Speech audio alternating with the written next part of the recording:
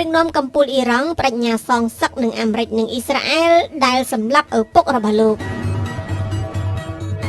មេដឹកនាំកម្ពុជាអ៊ីរ៉ង់លោកមូស្តាបាខាមីនីនៅថ្ងៃទី11ខែកក្កដាបានប្រាជ្ញាសងសឹកចំពោះការសម្លាប់លោកអាលីខាមីនីដែលជាឪពុករបស់លោកនិងជាមេដឹកនាំកម្ពុជាមុនដោយអាមេរិកនិងអ៊ីស្រាអែលកាលពីខែកុម្ភៈឆ្នាំ2026លោកមូស្តាបាខាមីនីបាននិយាយនៅក្នុងសារជាលេខអក្សរថាការសងសឹកគឺជាឆន្ទៈរបស់ប្រជាជាតិរបស់យើងហើយត្រូវតែអនុវត្តដោយជាមិនរួច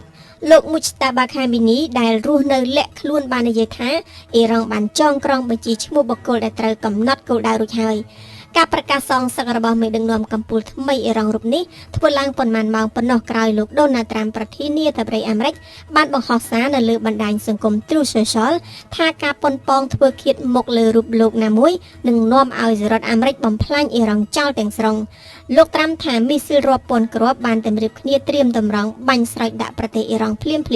ប្រសិនបើអ៊ីរ៉ង់ធ្វើសកម្មភាពដោយដែលខ្លួនបានគំរាមកំហែងលោកត្រាំបញ្ជាក់ទៀតថាប័ណ្ណបញ្ជាបានផ្ដល់រួចហើយយោធាអាមេរិកក៏ត្រៀមខ្លួនរួចរាល់ដែរជាមួយនឹងឆន្ទៈនិងមានសមត្ថភាពសម្រាប់រយៈពេល1ឆ្នាំដែលអាចបន្តបានដើម្បីបំផ្លាញតំបន់ទាំងអស់នៃប្រទេសអ៊ីរ៉ង់ទាំងមូលភាគីទាំងពីរបានបង្កើនវោហារសាស្ត្រគម្រាមកំហែងគ្នាទៅវិញទៅមកបន្ទាប់ពីការបាញ់គ្នានៅក្នុងសប្តាហ៍នេះហើយលោកត្រាំបានប្រកាសថាបទឈប់បាញ់បានចប់ហើយ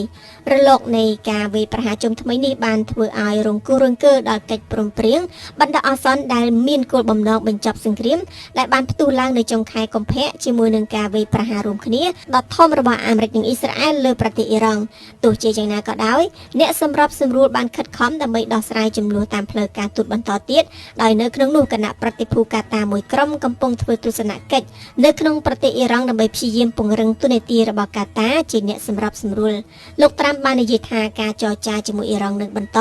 ទោះជាលោកថាវាជាការខ្ជះខ្ជាយពេលវេលាក៏ដោយ